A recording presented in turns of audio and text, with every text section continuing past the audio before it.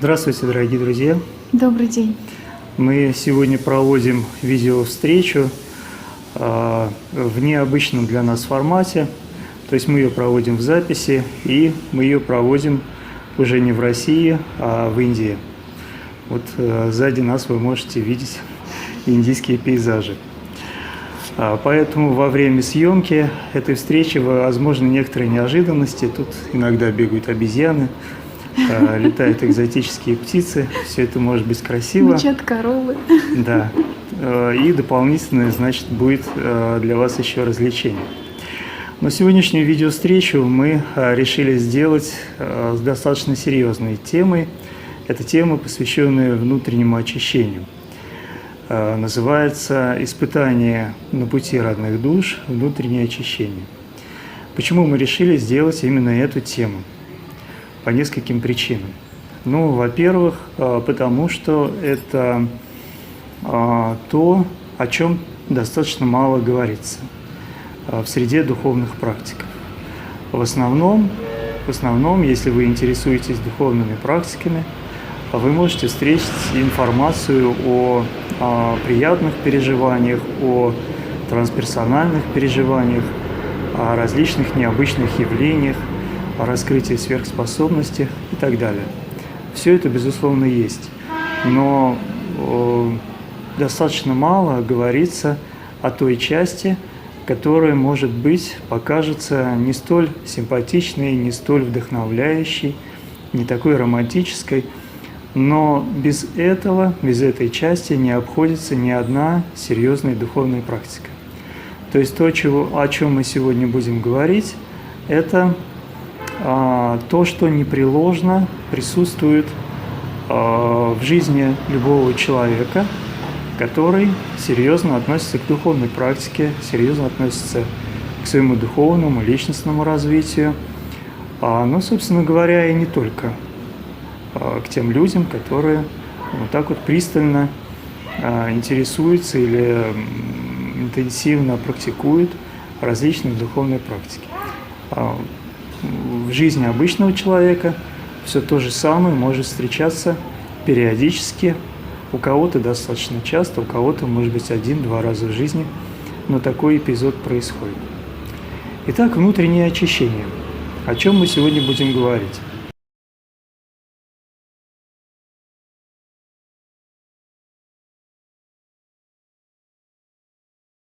Во-первых, мы должны сделать определенную ремарку, определенную сноску. Скоро 3 года, вот уже на днях будет ровно 3 года, как мы начинаем освещать, как мы начали освещать тему родных душ, как мы начали говорить о том, что есть феноменальные встречи, о том, что в этих встречах происходят различные события, из ряда вон выходящие события. В том числе мы и говорили о элементах внутреннего очищения, об элементах испытания на пути родных душ, что их любовь как бы испытывается различными событиями внешней и внутренней реальности.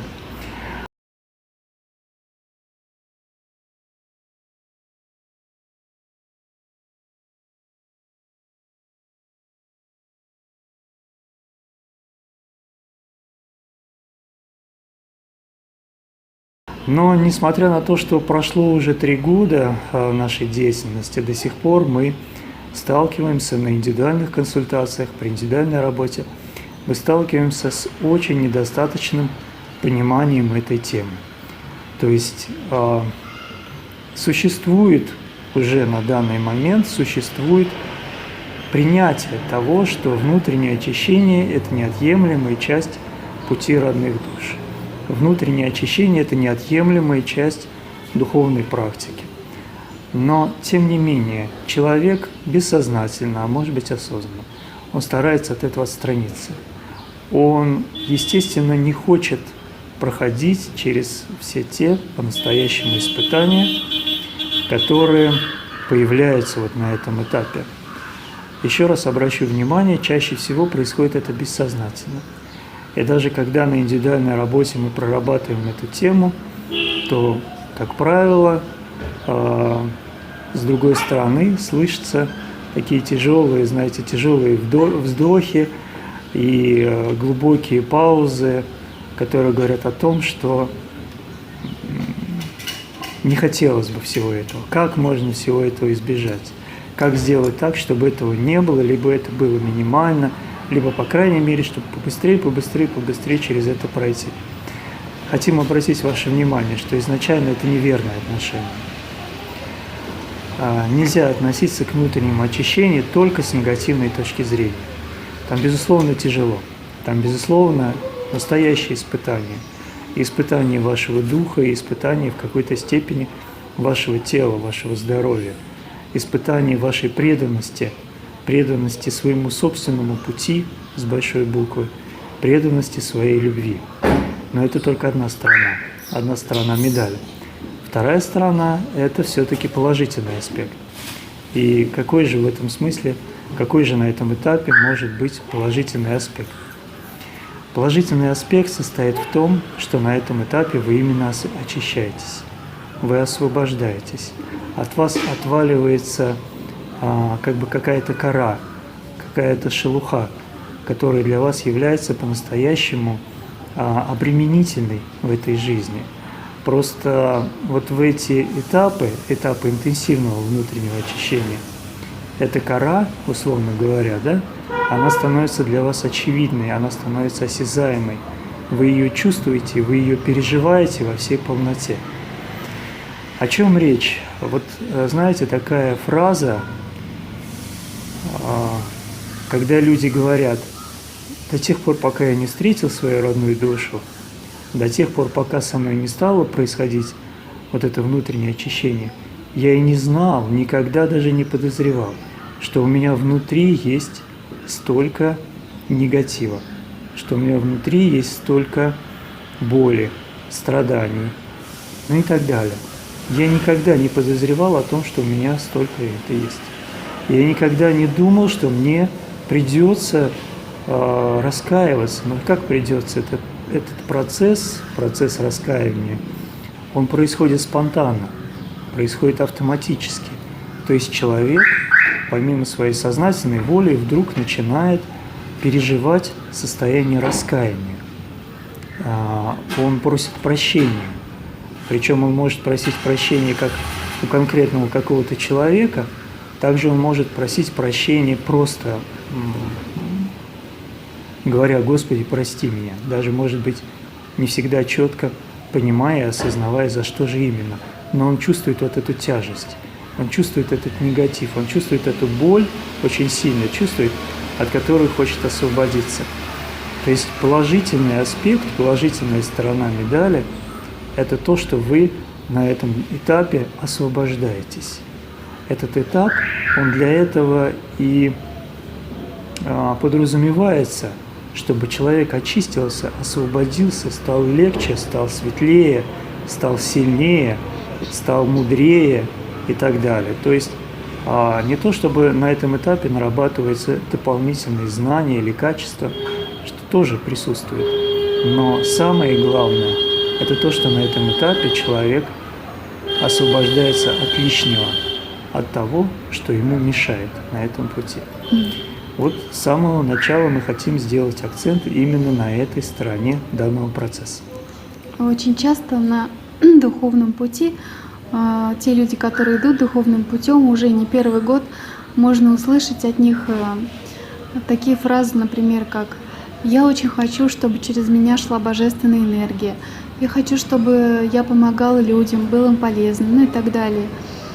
А когда наступает внутреннее очищение, когда поднимаются пласты боли физической, и когда тело начинает разрываться буквально от боли, человек хочет прекратить это.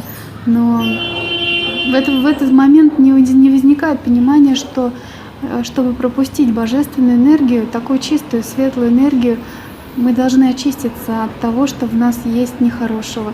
Вот эти пласты, они все должны подняться и уйти, чтобы мы были чистым сосудом, через который пойдет уже чистая вода из источника. Ну да, возможно, вы много раз слышали эти слова, либо подобные слова. Но только тогда, когда человек начинает все это переживать по-настоящему, только когда он начинает переживать это всем своим существом, вот тогда эти слова, они у него отзываются, знаете, как гулким эхом. Тогда он понимает ценность каждого этого слова, он понимает значимость, суть этих слов.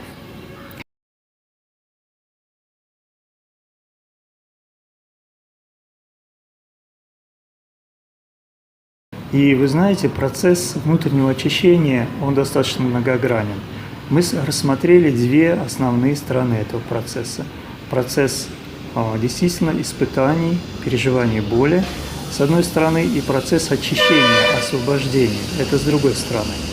Но это не только две стороны, есть еще и аспекты, есть еще и грани на этих сторонах. Что же это за аспекты? Вот основные мы сегодня с вами рассмотрим. Самый главный аспект – это аспект преображения. Когда человек проходит через внутреннее очищение, само собой с ним случается трансформация. Она происходит спонтанно. Это не тот процесс, который можно смодулировать специально, как-то, знаете, его создать. Иногда спрашивают, как мне пройти трансформацию, как мне трансформироваться. Конечно, есть техники для того, чтобы человек пережил процесс трансформации. Конечно, это есть. Но любые техники, любые методики, они вас только подводят к этому процессу. Они его не модулируют, они его не производят. Пожалуй, можно сказать, что это невозможно. Невозможно смодулировать просто стопроцентно этот процесс. Вы просто подходите к грани, за которой уже происходит ваша трансформация. Трансформация происходит сама. Так вот, этот процесс внутреннего очищения как раз-таки и подводит вас к этой грани трансформации. А когда вы уже переходите эту грань, когда с вами она происходит, и вы совершенно чудесным образом изменяетесь, на самом деле спонтанно, вот тогда вы познаете, что такое преображение. Может быть, после того, как вы пережили трансформацию, вы просто проснетесь рано утром и почувствуете, что вы уже другой человек. Вы почувствуете, что у вас внутри что-то очень сильно изменилось, и вы видите мир другим, и вы хотите, практически уже хотите изменить свою жизнь иначе. И вы чувствуете изменить свою жизнь, то есть жить начать иначе. И вы чувствуете, что это возможно. И вы начинаете делать конкретные шаги. И это происходит. То есть для того, чтобы получить дар преображения, для того, чтобы обновиться, человек перед этим проходит внутреннее очищение. Это безусловно, это закон. Его никак нельзя менять. И если некоторые духовные практики, особенно поначалу, есть такие романтические желания, что я хочу стать вот этим божественным светом, я хочу стать вот этим вот проводником божественным, да? Но просто есть такое в сознании иллюзорное представление, будто бы это произойдет как-то вот так чудесным образом, вы помедитируете, что-то еще поделаете, и вдруг вот так вот раз оно и случится. Нет, сначала придется пройти через внутреннее очищение.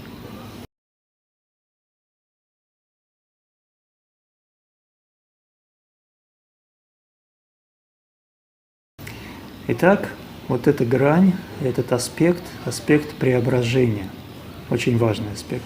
Если вы отвергаете внутреннее очищение, если вы по тем или иным причинам не хотите проходить через этот процесс, то преображение истинного, настоящего преображения с вами не случится. Это невозможно. Чаще всего, если человек хочет именно таким образом, чтобы с ним случилось, да, такое иллюзорное представление лелеет, то чаще всего он просто фантазирует, что с ним что-то произошло, вот знаете, такая фантазия у него возникает, и он живет в этой фантазии. Даже целые группы живут в этой иллюзорной фантазии, что они как-то волею судеб вот, вдруг стали такими божественными существами, просто так вот вдруг. и все. Ничего особенного не пережив. Нет, такого не бывает. Это вам скажет и подтвердит любой человек, который серьезно знаком с этой темой на собственном опыте, на собственной практике.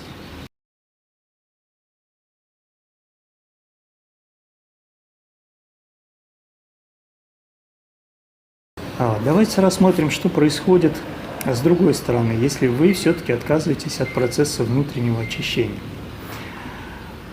Не так давно к нам пришло очередное письмо, в котором человек просит конкретного совета, как ему выйти, просто прервать процесс духовного роста, движения по духовному пути, и он просит конкретных советов, как это сделать, потому что слишком тяжело. Слишком тяжело идти по этому пути. Мы, конечно, со своей стороны написали, что это не совсем верно, но если вы хотите все-таки прервать этот процесс, то можно сделать вот такие-то вещи, и духовный мир, так сказать, должен вас оставить. Вы будете жить обычной жизнью обычного человека. Почему мы сейчас об этом упомянули?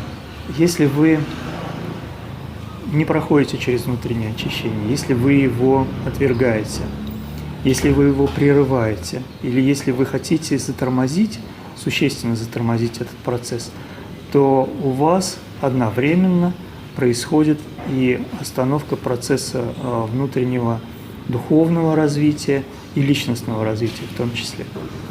То есть, иначе говоря, если у вас сейчас, в данный момент, этап внутреннего очищения, то это еще и этап внутреннего духовного роста. И если вы останавливаете внутреннее очищение теми или иными способами, методами, то вы тем самым и останавливаете свой собственный духовный и личностный рост. То есть вы духовно засыпаете, вы опять возвращаетесь к состоянию духовной спячки. И это состояние духовной спячки, опять-таки, может быть таким, знаете, разукрашенным фантазиями, что что-то произошло, да, я продвинулся на духовном пути, я там обрел тот-то, тот-то и тот. Часто такое бывает. И это, кстати говоря, не самый такой худший случай. Бывают случаи гораздо хуже, о которых мы сегодня будем говорить. Случай, когда человек не проходит внутреннее очищение, и что с ним происходит, что в его жизни появляется такого явно негативного, явно деструктивного. Вот сегодня об этом тоже будем говорить. К чему приводит отказ от прохождения внутреннего очищения.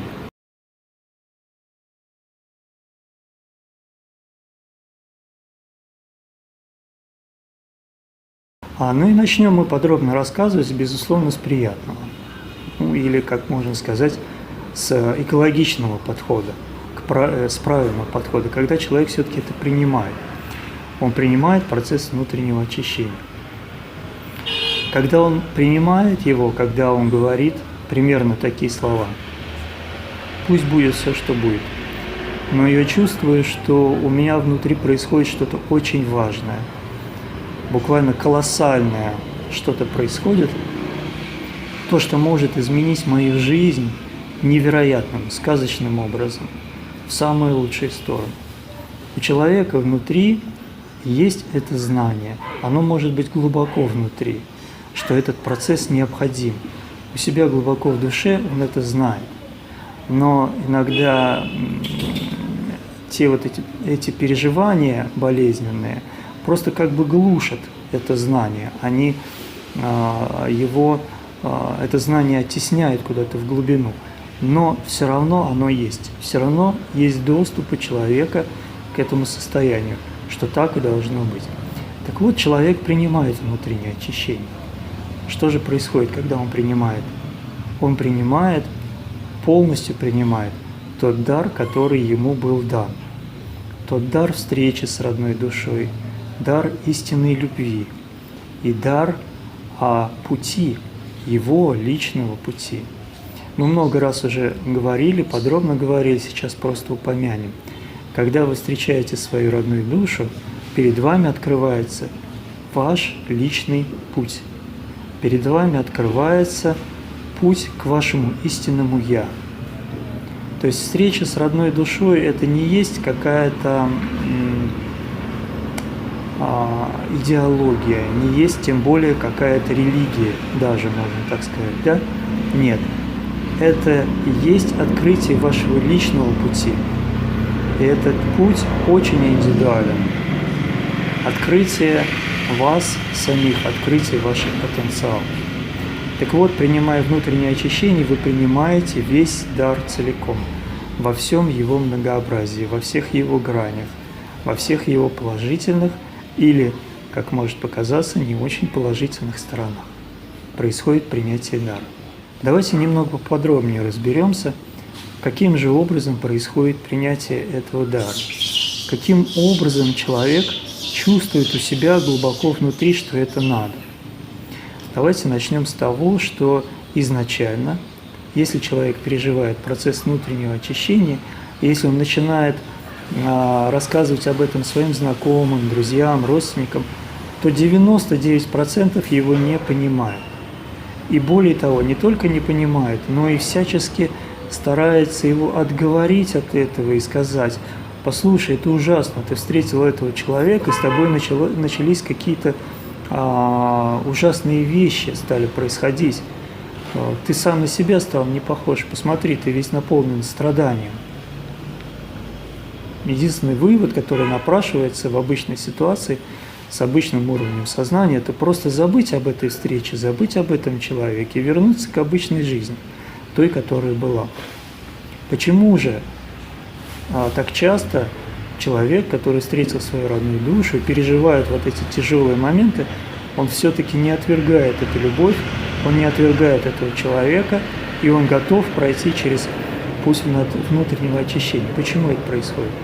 Именно потому, что глубоко внутри, в его душе, есть четкое знание, или можно еще так сказать, очень сильное чувство, ощущение, что так оно и должно быть, что этот путь, он естественный и он благостный в своей основе. Но его знакомые могут его отговаривать и говорить ему: послушай, ты, наверное, становишься вообще мазохистом. Тебе больно, а ты говоришь, что так должно быть. У тебя ужасные вещи происходят в твоей жизни, а ты говоришь, что это во благо. Это что? Это мазохизм. Вот с обычной точки зрения, то это так.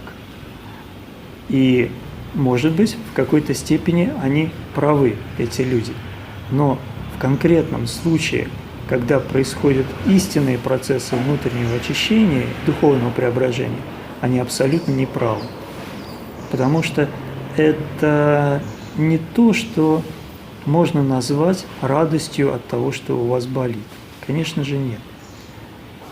Вы наполнены, и вы чувствуете состояние блага именно глубоко у себя внутри, глубоко в своей душе. А где-то на поверхности происходит вот это очищение. Вы знаете, очень хороший образ – центр циклона.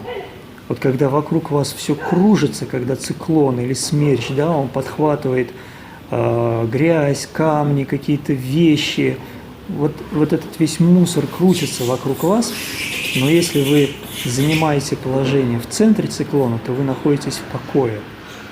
Все это вокруг вас крутится, но целиком вас не затрагивает. Вот это то же самое. Если вы погрузились в глубину своей души, то вы находитесь в состоянии, которое можно назвать центр циклона. Внутреннее очищение происходит вокруг вас, и вы можете переживать всю эту боль, но где-то внутри у себя вы чувствуете покой и знаете, априорно знаете, без объяснений, без аргументации, что так оно и должно быть, что это во благо. И всегда, практически всегда во время индивидуальной работы, когда приходит человек, находящийся на этапе внутреннего очищения, мы очень внимательно во всей полноте, во всей широте рассматриваем именно это состояние, состояние глубины. Когда вы находитесь глубоко у себя внутри, и когда вы чувствуете это внутреннее благо во время внутреннего очищения. И это именно то, что поддерживает человека. невероятно поддерживает. Это та громадная, непобедимая сила, и в то же время она очень нежная, очень легкая сила, сила истинной любви, которая поддержит вас на всех путях, на всех этапах, на всех перипетиях внутреннего очищения.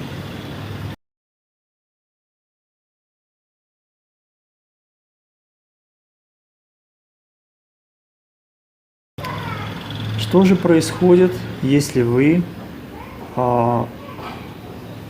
или будем говорить так, что происходит, когда человек изначально принимает это внутреннее очищение, чувствует эту глубину, этот глубинный покой, но где-то на середине пути он не выдерживает нагрузок, он начинает сдаваться, он начинает или идти на попятную, хочет все вернуть то состояние духовной спячки, вернуться в него, чтобы не чувствовать ничего. Либо он просто хочет остановиться, потому что дальше идти очень тяжело и больно. Что происходит? Происходит как бы застревание в середине пути. И это, пожалуй, самый худший вариант. Лучше вообще не идти по пути внутреннего очищения, чем остановиться на его середине. Почему? Постараемся немного объяснить. И объясним это на конкретных примерах. Изначально нам это именно конкретные жизненные примеры. Нам известно, мы знакомы с теми людьми, с которыми произошла именно вот такая ситуация. Они остановились в середине пути. И это то, что можно назвать попаданием под влияние демонических сил. Застревание на уровне влияния демонических сил. То есть человек начинает не просто проходить через все эти трудности и деструктивные какие-то переживания, да, а человек начинает следовать этим деструктивным программам. Так происходит, он их принимает на себя, он становится активным действующим лицом, который начинает просто идти по программе деструктивной. То есть его жизнь оказывается под влиянием демонических сил. Еще раз повторим, нам такие примеры известны. Это конкретные примеры. Конечно, мы не будем, и мы никогда не употребляем никаких имен, никаких координат, по которым можно будет об этом догадаться, что это за человек.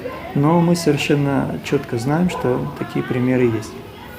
Вот это застревание в середине пути – самый нежелательный эффект, самый неприятный момент. Потому что вы не только попадаете под влияние демонических деструктивных сил, но вы также можете и потом годами переживать вот эту боль, переживать это постоянное внутреннее очищение. Не так часто, но такое случается. И об этом нужно говорить. И опять-таки нам присылают письма, где описывают именно такие ситуации. То есть человек находится в этом состоянии больше 10 лет. Если я не ошибаюсь, однажды нам письмо прислали, и там говорилось о том, что человек в этом состоянии около 20 лет, если я не ошибаюсь, да? Да. Это 20 лет. Это ужасно. Это ужасно. Это хуже всего. Поэтому, если вдруг вы чувствуете, что, если вы находитесь на этапе внутреннего очищения и чувствуете, что вы начинаете застревать, вам нужно прорываться, вам нужно правильно себя вести, чтобы ваш путь продолжался, чтобы вы не остались на одном и том же месте. Это нужно учитывать, об этом нужно говорить. Конечно, это очень большая тема. И, конечно, эта тема не такая простая, и она очень специфичная. И мы осознаем, что полностью выносить ее на широкое обсуждение не стоит, потому что она слишком тонкая для того, чтобы говорить обобщенно. Нужно прорабатывать ее только индивидуально. Тем не менее, это есть, и об этом упомянуть необходимо. Застревание в середине пути. Что же вам позволит избежать этого застревания? вам позволит это сделать все тот же самый поток истинной любви, который вы чувствуете в глубине, в своем сердце, в своей душе. Если вы от него не отказываетесь, если вы его так или иначе не прерываете, значит, он вас обязательно вынесет. Это именно поток энергии, он движется. И если вы находитесь в нем, в этом потоке, то вы движетесь вместе с ним, и вы обязательно продвигаетесь к свету, к очищению. И постепенно вы будете чувствовать, что вот этот накал, это напряжение, которое у вас в первую очередь внутри, а также оно и бывает снаружи, то есть бывают такие обстоятельства, когда человек в социальной среде претерпевает вот эти все процессы. Что это такое? Давайте об этом тоже упомянем. Когда с вами происходит внутреннее очищение, то у вас могут возникнуть неприятности на работе, такие, знаете, как бы ни с чего, неприятности дома, вас перестают понимать родственники, самые близкие люди вас не только не понимают, они на вас нападают, они вас осуждают очень активно, они вас буквально терроризируют. Вот это внутреннее очищение, которое переходит во внешнюю сферу, оно может проявляться именно так. Это может быть так в некоторых случаях, в других случаях это может быть чисто внутренний процесс, то есть никак не совмещенный с какими-то слишком уж тяжелыми внешними негативными событиями. Итак, если вы движетесь в этом потоке, если вы держитесь за него, если вы преданы этому потоку, значит, вы продвигаетесь вперед. Каким образом можно держаться за этот поток? Самый доступный, самый простой, самый естественный способ – это сохранять у себя в душе, в своем сердце, сохранять любовь. Если вы встретили свою родную душу, несмотря ни на что, сохраняете эту любовь, тогда вы будете в потоке. Это самый первый, самый доступный способ. И существует большое количество других способов. Кто-то применяет мантры, кто-то применяет молитву, молится, очень интенсивно молится, начинает ездить на места силы, занимается пранаямами, может быть, тем же холотропным дыханием, очень мощная техника очистительная, и так далее, и так далее. Вариантов может быть огромное количество. Тут уже можете выбирать те варианты, которые вам ближе и которые более эффективны для вас. То есть те, которые вы чувствуете, что они работают в вашем личном конкретном случае.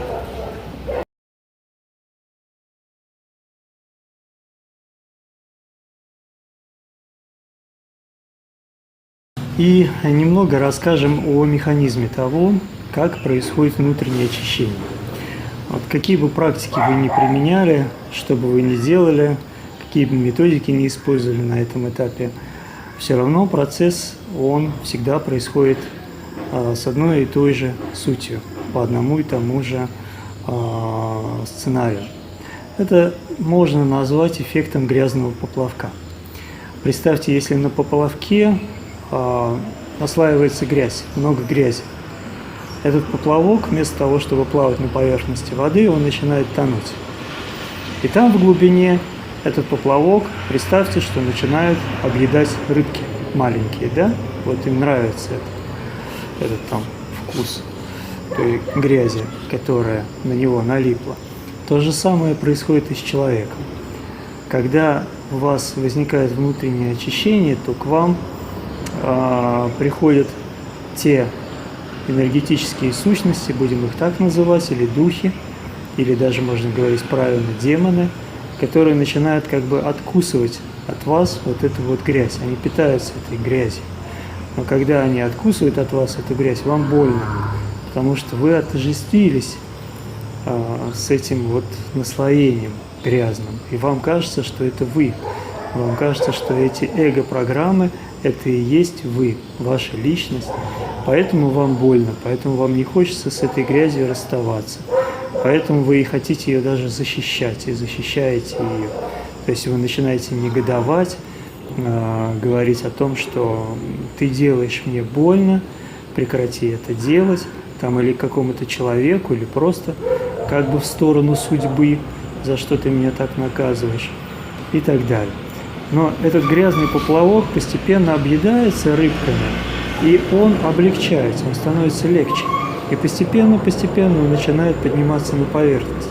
То есть если вы правильно себя экологично ведете, то вот эти вот деструктивные энергетические сущности от вас откусывают вот эти вот грязные слои вашей кармы, и ваша карма облегчается, и вы начинаете подниматься на поверхность.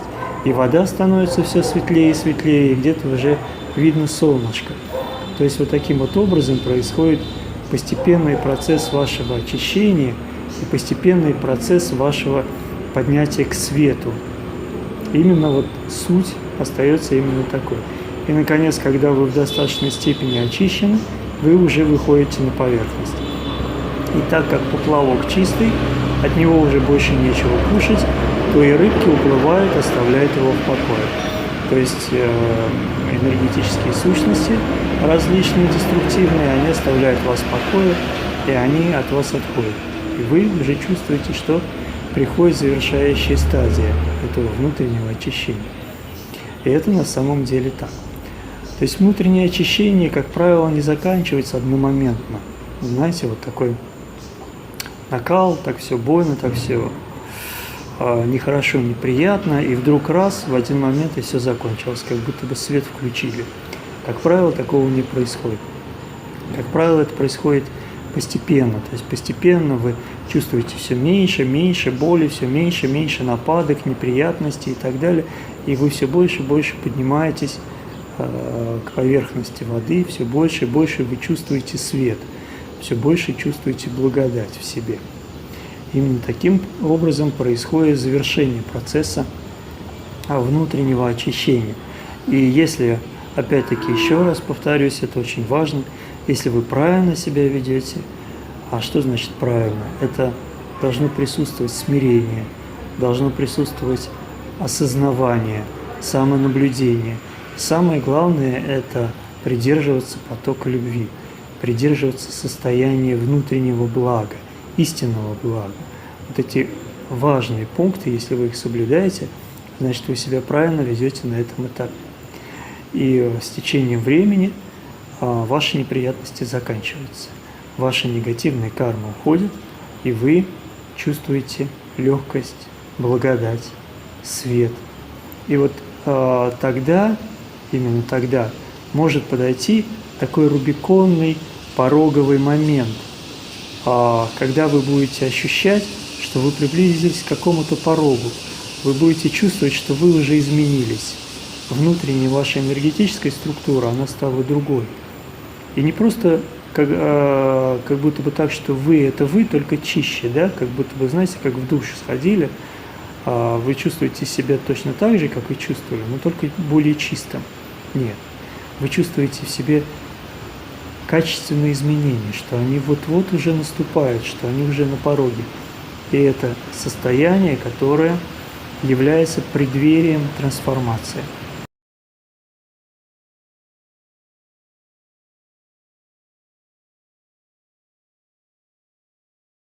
Вам нужно будет сделать решающий шаг вперед, в новое состояние, и там вы почувствуете свою другую ипостась.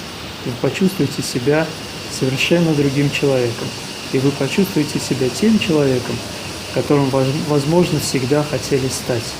То есть вы ощущали в себя внутри эти потенциалы, чувствовали, что вы на самом деле другой, чувствовали, что жизнь ваша настоящая на самом деле другая, но она вам была недоступна, что-то мешало, какие-то преграды, сомнения и так далее, и так далее, и так далее, масса препятствий. Но в результате процесса внутреннего очищения все эти препятствия ушли, рассеялись, их не стало. И вот теперь для вас стало непосредственно доступно ваше более истинное состояние, ваше более истинное «Я» с большой буквы. Таким образом происходит трансформация. И таким образом происходит преображение. В конце этапа внутреннего очищения вы изменяетесь, и вы видите свет. Вы чувствуете необычайную благодать. Вы чувствуете невероятный покой. вы чувствуете огромное наполнение, и вы ощущаете себя совершенно иначе, совершенно другим человеком.